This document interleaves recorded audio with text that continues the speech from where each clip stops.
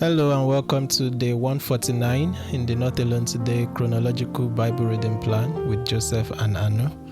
Today we are in 2 Kings chapter 5 from verse 1 all the way through chapter 8 verse 15. We are still in the New International Version. Chapter 5. Now Naaman was commander of the army of the king of Aram. He was a great man in the sight of his master and highly regarded, because through him the Lord had given victory to Aram. He was a valiant soldier, but he had leprosy. Now bands of raiders from Aram had gone out and taken captive a young girl from Israel, and she served Naaman's wife. She said to her mistress, "If only my master would see the prophet who is in Samaria, he would cure him of his leprosy." Naaman went to his master and told him what the girl from Israel had said. "By all means, go," the king of Aram replied. "I will send a letter to the king of Israel." So Naaman left, taking with him 10 talents of silver, 60,000 shekels of gold, and 10 sets of clothing. The letter that he took to the king of Israel read, "With this letter I am sending my servant Naaman to you, so that you may cure him of his leprosy." As soon as the king of Israel read the letter, he tore his robes and said, "Am I God? Can I kill and bring back to life? Why does this fellow send someone to me to be cured of his leprosy? See how he is trying to pick a quarrel with me." When Elisha, the man of God, heard what the king of Israel had done, when he heard that the king of Israel had torn his robes, he sent him this message: "Why have you torn your robes?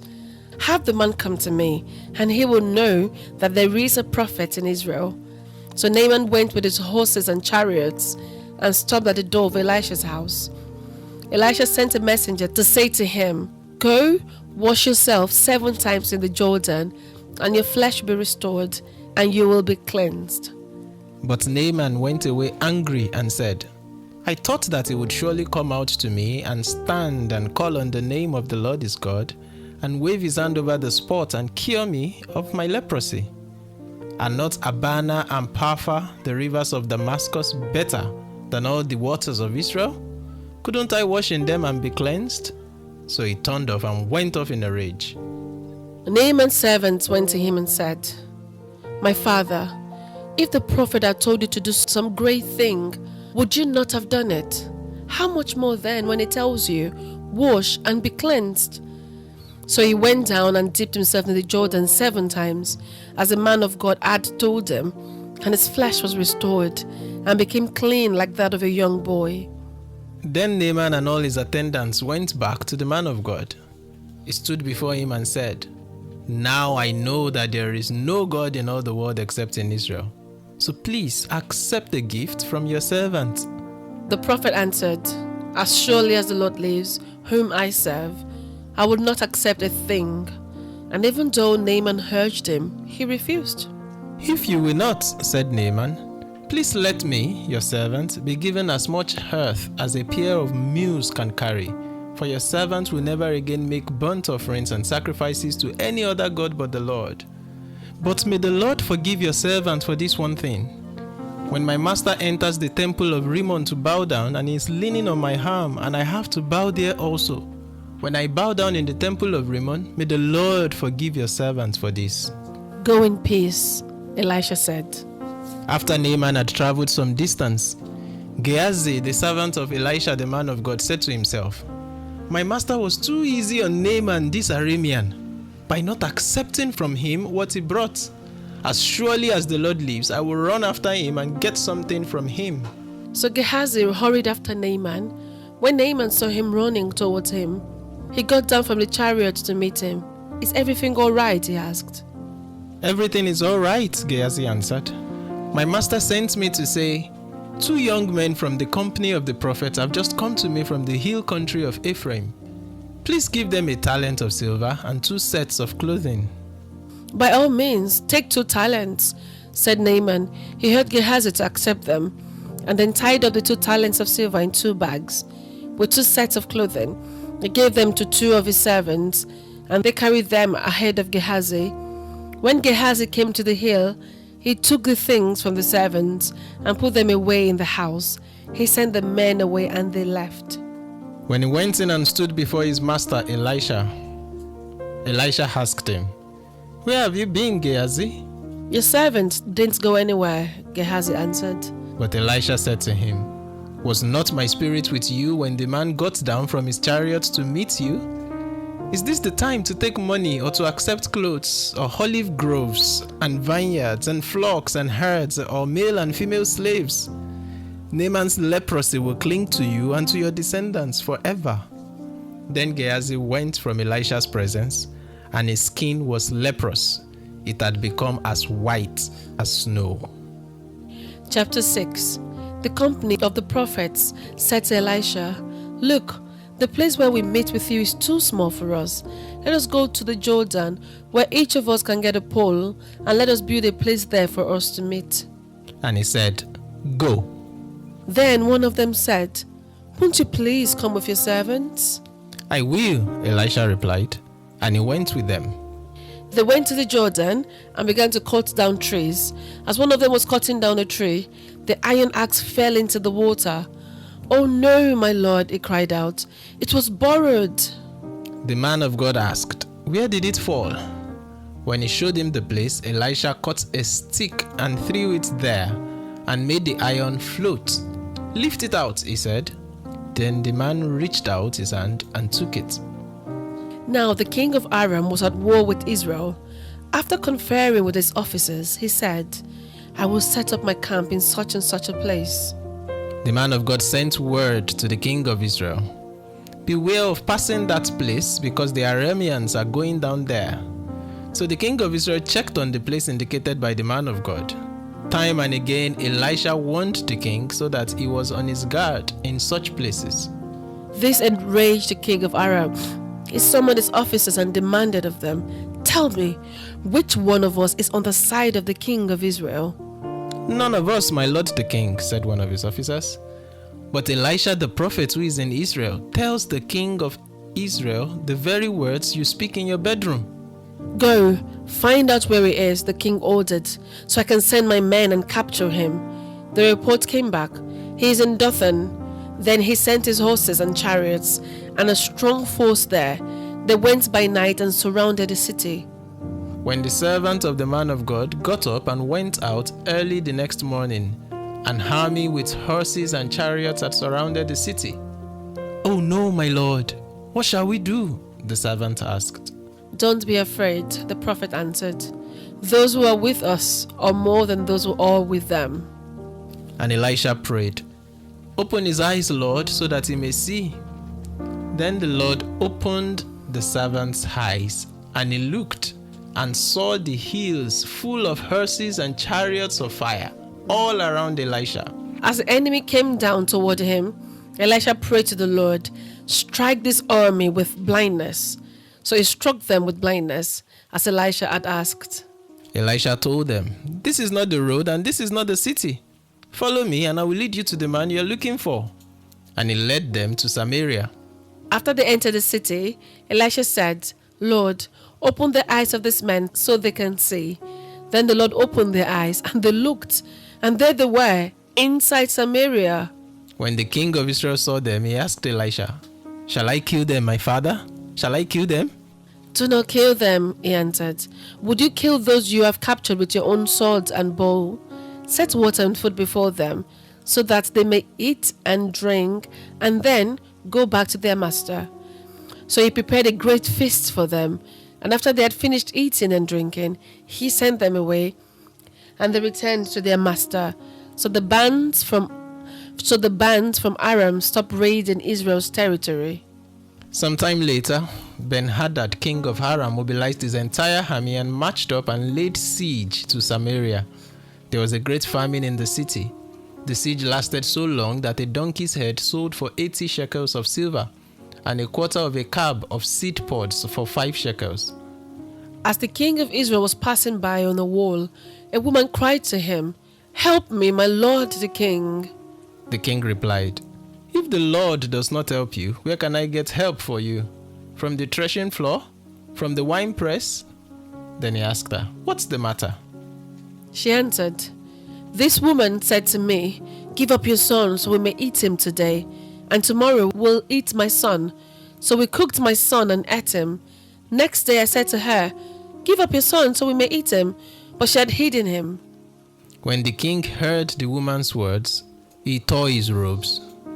As he went along the wall, the people looked and they saw that under his robes he had sackcloth on his body. He said, "May God deal with me, be it ever so severely, if the head of Elisha son of Shaphat remains on his shoulders today." Now Elisha was sitting in his house, and the elders were sitting with him. The king sent a messenger ahead, but before he arrived, Elisha said to the elders, "Don't you see how this murderer is sending someone to cut off my head? Look, when the messenger comes, shut the door, hold it shut against him. It's not the sound of his master's footstep behind him." While he was still talking to them, the messenger came down to him. The king said, "This disaster is from the Lord. Why should I wait for the Lord any longer?" Chapter 7. Elisha replied, "Hear the word of the Lord. This is what the Lord says. About this time tomorrow, a seah of the finest flour was sold for a shekel, and 2 seahs of barley for a shekel at the gate of Samaria." The officer on whose arm the king was leaning said to the man of God, "Look, even if the Lord should open the floodgates of the heavens, could this happen?" "You will see it with your own eyes," answered Elisha, "but you will not eat any of it." Now there were 4 men with leprosy at the entrance of the city gates. They said to each other, "Why stay here until we die? If we say we'll go into the city, the famine is there and we will die. If we stay here, we will die. So let's go over to the camp of the Arameans and surrender. If they spare us, we live. If they kill us, then we die." At dusk, they got up and went to the camp of the Arameans. When they reached the edge of the camp, no one was there, for the Lord had caused the Arameans to hear the sound of chariots and horses and a great army, so that they said to one another, "Look, the king of Israel has hired the Hittite and Egyptian kings to attack us." So they got up and fled in the dusk, and abandoned their tents and their horses and donkeys. They left the camp as it was and ran for their lives. The men who had leprosy reached the edge of the camp, entered one of the tents, and ate and drank. Then they took silver, gold, and clothes, and went off and hid them. They returned and entered another tent, and took some things from it, and hid them also. Then they said to each other, "What we're doing is not right. This is a day of good news, and we're keeping it to ourselves. If we wait until daylight, punishment will overtake us. Let us go at once and report this to the royal palace." So they went and called out to the city gatekeepers and told them, "We went into the Aramean camp and no one was there, not a sound of anyone. Only tethered horses and donkeys, and the tents left just as they were." The gatekeepers shouted the news, and it was reported within the palace.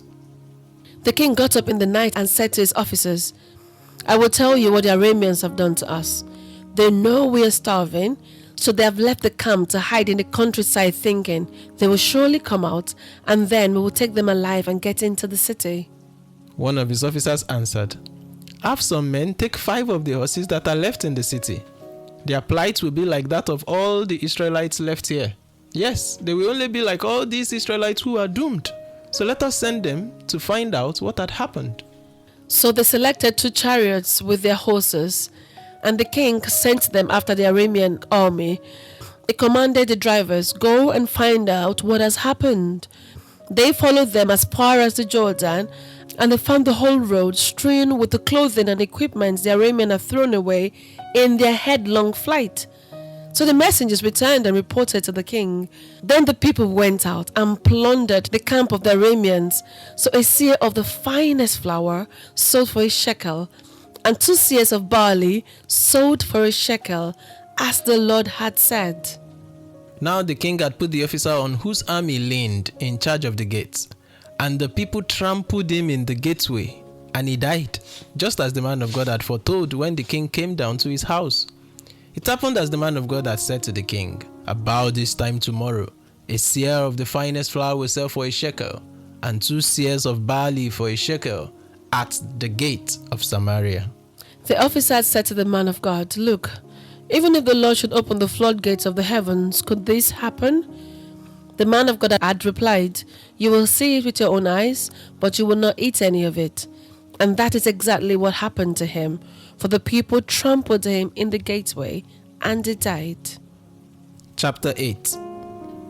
Now Elisha had said to the woman whose son he had restored to life, "Go away with your family and stay for a while wherever you can, because the Lord has decreed a famine in the land that will last 7 years." The woman proceeded to do as the man of God said. She and her family went away and stayed in the land of the Philistines 7 years. At the end of the 7 years, she came back from the land of the Philistines and went to appeal to the king for her house and land. The king was talking to Gehazi, the servant of the man of God, and had said, "Tell me about all the great things Elisha has done." Just as Gehazi was telling the king how Elisha had restored the dead to life, the woman whose son Elisha had brought to life came to appeal to the king for her house and land. Gehazi said, "This is the woman, my lord the king, and this is her son whom Elisha restored to life." The king asked the woman about it, and she told him. Then he assigned an official to her case and said to him, "Give back everything that belonged to her, including all the income from her land, from the day she left the country until now." Elisha went to Damascus, and Ben-Hadad, king of Aram, was ill. When the king was told, "The man of God has come all the way up here," he said to Hazael, "Take a gift with you and go to meet the man of God. Consult the Lord through him. Ask him, 'Will I recover from this illness?'"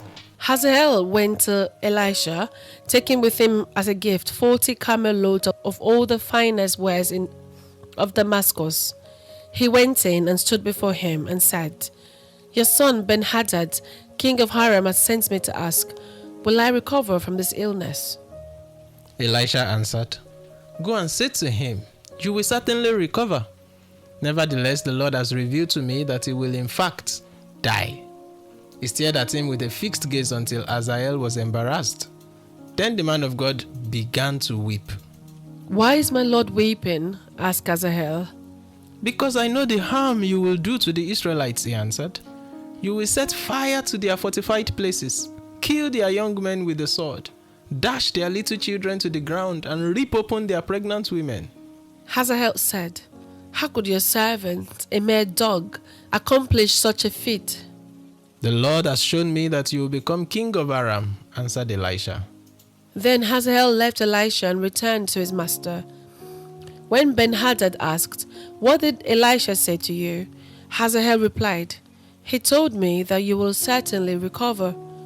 But the next day, he took a thick cloth, soaked it in water, and spread it over the king's face, so that he died. Then Hazael succeeded him as king. This is the word of the Lord. Thanks be to God. So today we have read a couple of chapters 5, 6, 7, and half of chapter 8. In chapter 5, we read the popular story of Naaman, the commander of the army of the king of Aram, who had leprosy, and the story of how the leprosy was healed. We are told that he brought some gifts to give to Elisha in appreciation, which Elisha did not receive. However, Gehazi followed after him to collect those gifts, and in judgment, Elisha prophesied that the leprosy of Naaman will fall on Gehazi and his household forever. In chapter 6, we begin with the story of the axe head that was borrowed, that fell into the river while the sons of the prophets were cutting trees to expand where they were living, and how God used Elijah yet again to miraculously make the axe head float, and it was restored to the sons of the prophets. And then we moved on to the story of the Arameans that came to capture Elisha. After the king of Aram found out that Elisha was the one always disclosing his military strategies and tactics to the king of Israel, he wanted to capture Elisha himself. But of course, it turned out that Elisha captured the army, prayed a blindness over them, led them to the headquarters of their enemy, and then prayed that their eyes be opened. To further ridicule them, asked that they be fed and given enough drink, and then sent on their way. And the story ends by saying Aram stopped raiding Israel's territory. Then we're told of the story of the famine in Samaria that lasted for a while. It was so terrible that the story was told of two women who had agreed to eat their sons consecutively. And on the first day, the first woman volunteered her son to be killed and eaten. But the next day, the other woman hid her son and would not bring him out to be killed and eaten. And that made the king of Israel in Samaria really, really devastated. And he sought Elisha out to see how this issue can be laid to rest. And that leads us to chapter 7, in which Elisha prophesied that by this time tomorrow, there will be so much restoration after such a long time of famine that a seah of the finest flour will sell for a shekel, and 2 seahs of barley for a shekel at the gate of Samaria. There was an officer that did not believe that is ever possibly possible. And Elisha said, you see it with your eyes, but you will not eat any of it. And of course, the story would turn to tell us the story of how that prophecy was fulfilled. How 4 lepers got to discover the massive loot that was left, or massive spoil that was left by the Arameans, who had rushed away in escape for their life, thinking that the Israelites had also hired other kingdoms, especially from Egypt and from the Hittites, to fight them. And so they hurried off, leaving everything behind. And these 4 lepers will go on to spread the news. And in turn, the news went viral, and people came to pack as much of the loot as possible. So much so that as Elisha prophesied, barley and flour was sold for next to nothing. And the officer that had said that is not possible was trampled to death while on duty. That leads us to chapter 8, where we saw the story of the Shunammite woman who, in yesterday's reading, had a son, a miraculous son. She hadn't had a child for long, and then Elisha prophesied that she would have a son. She had a son. The son died, but was restored to life. And because of the relationship her family had with Elisha, Elisha gave her a heads up for them to migrate because of the impending famine. After the famine was over, the woman returned, and then she wanted to come to claim her land back. And through a series of curious coincidences, the king intervened in her case, assigned an official, and ensured that everything that belonged to her, including all the income from that land, from the day that she left the country till that moment, was restored to her. And finally, we saw the story of Hazael, who would go on to kill Ben-Hadad, the king of Aram. The king was healed, inquired from Elisha through Hazael on whether he's going to survive. Elisha hinted that Hazael will go on to do terrible things. And indeed, he went back and decided, why not if not? And began by first and foremost killing Ben-Hadad and succeeding him as king. Just a lot of action-packed twists and turns in the plots from the 4 chapters. But let's go back to chapter 5 and what stood out to you. I like the description of Naaman. How that in verse 1 it was described as a commander, highly regarded, and a valiant soldier, but he had leprosy. And that part just went, oh, but yeah. Yeah, I noted that part as well. And I think what it does say to me, amongst many other things, is that we all have our buts. There are things that we long to see God intervene in and turn around, as he did for Naaman. But we all have our buts. I think social media gives this impression of the possibility of a life without buts. But when the rubber meets the road and we come to brutal honesty with ourselves, we all have our buts, and we can always continue to trust God for His intervention to turn our buts into testimonies, or into virtues, or into graces that we can pay forward to others, to say, yeah, I used to be like that. I used to have that limitation. I used to be unable to do such and such, but for God. So when the buts of our life becomes but God, they turn into testimonies of His divine intervention. Chapter 6. In chapter 6, I was pulled by the cry of the person who lost the axe head. And however he said it was borrowed. And it's instructive to me in that everything does not have to be set and perfect for us to actually do the work God has put in our hands.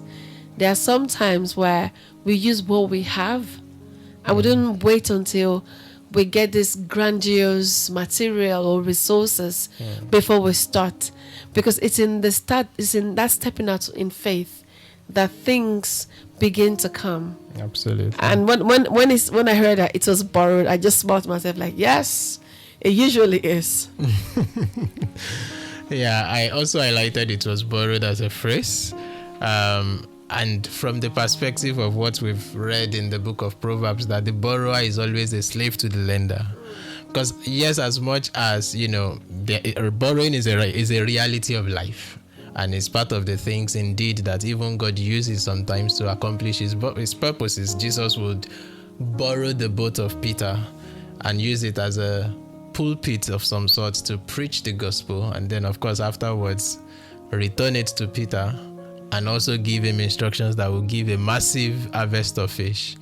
But the point is the alarm here of, oh no, my Lord, it was borrowed, also indicates that with borrowing comes this understanding that the borrower is always a slave to the lender.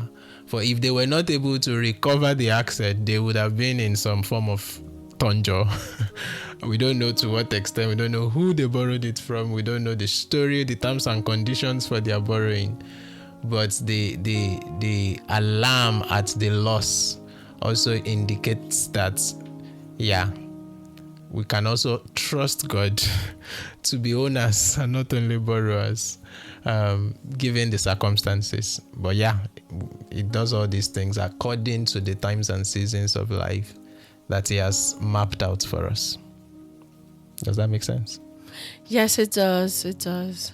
Then in that same chapter, the part that stood out to me was how that when the army of the Arameans came, and Elisha said to his servant that he wishes God will open his eyes so he may see. And the servant did see hills full of horses and chariots of fire all around Elisha.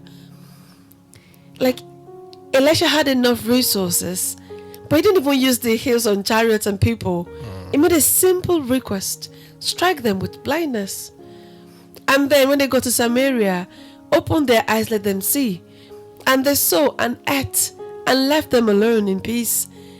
And that to me, it reiterates the bigness of how much we have in God. Like, he had hills surrounded with chariots of fire. But that was just to let the servant know that, chill, guy, everything is sorted. Before then going on to ask God what he would like God to do for him. That is such a display of God's power.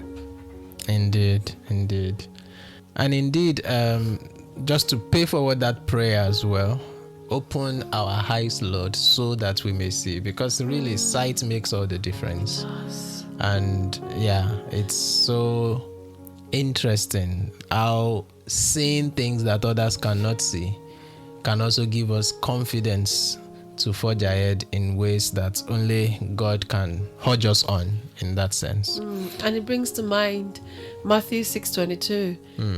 The light of the body is the eye. Indeed. If therefore your eye be single, your whole body shall be full of light. That is profound. Absolutely. Yes. Chapter 7, anything stood out to you? In chapter 7, I was amazed by what the lepers, I was amazed what they did.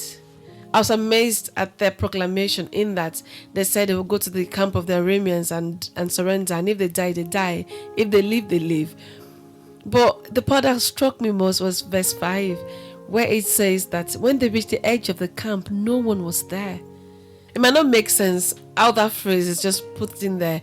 But if you go back to chapter 6, verse 24, we read about a great famine in the city of Samaria. And the famine wasn't just self-inducted. It was because of the siege. So some army were outside. They laid siege to the city. People can't go out. So therefore, inside where they were, there was famine to the point that people were killing their children to eat. But they could not go out because of the siege. Now imagine that some lepers went out, but no one was there. The mind-blowingness of it. Something that has held a whole city captive. Yeah. But nothing was there. And again, it comes back to, if only you can see what is around you, what Elisha said to the servant. If only they knew no one was there, they would have ventured out and gotten the spoil from what the Aramean army left behind. And that was why that phrase stood out to me.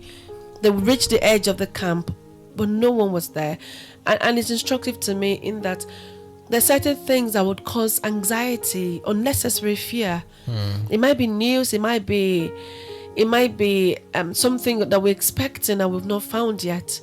And we are held bound because of what we think is out there, but it's not out there.